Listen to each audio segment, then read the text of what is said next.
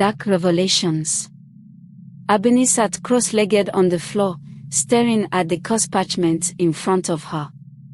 The words swirled before her eyes, and the symbols seemed to pulse with life.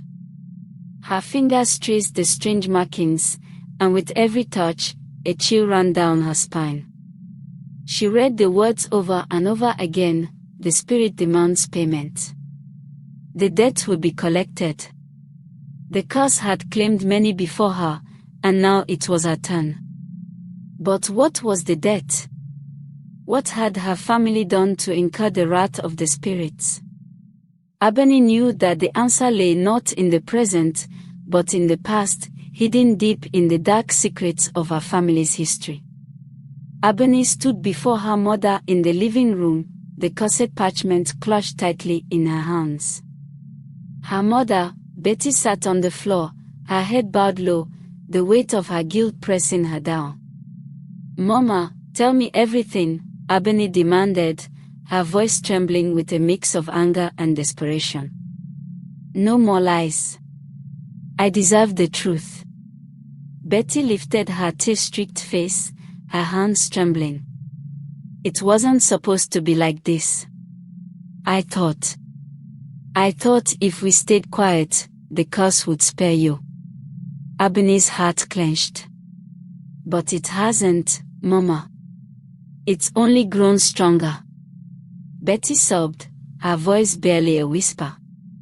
"I tried to protect you, Abeni. But now it's too late."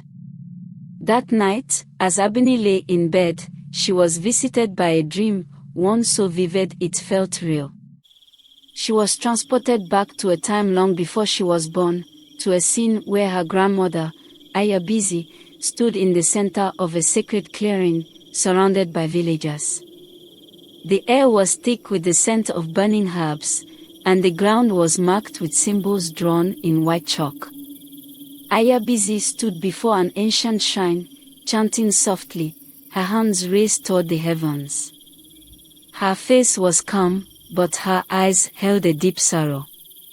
In her hands, she held a small wooden box, the same box Abeni had found in the locked room.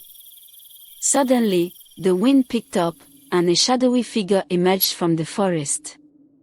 It was the spirit, the very one that now haunted Abeni. Ayabisi bowed before it, whispering words of an ancient pact.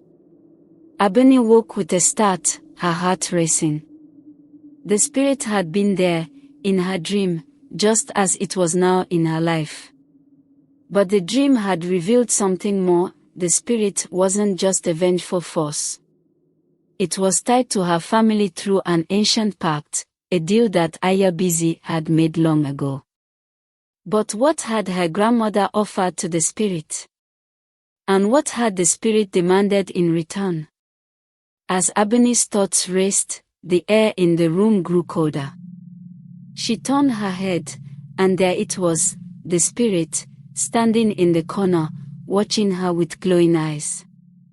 The next morning, Abeni confronted her mother once more. "I had a dream, Mama," Abeni said, her voice shaking. "I saw Ayabisi make a pact with the spirit." Betty's face went pale. "You weren't supposed to know," she whispered, her voice trembling. "Your grandmother, she made a deal with the spirits to protect the village. But the cost was too high." Abeni's heart pounded. What was the cost? Betty's eyes filled with tears. It demanded the life of the youngest child in each generation. "The spirit, it wants you, Abeni."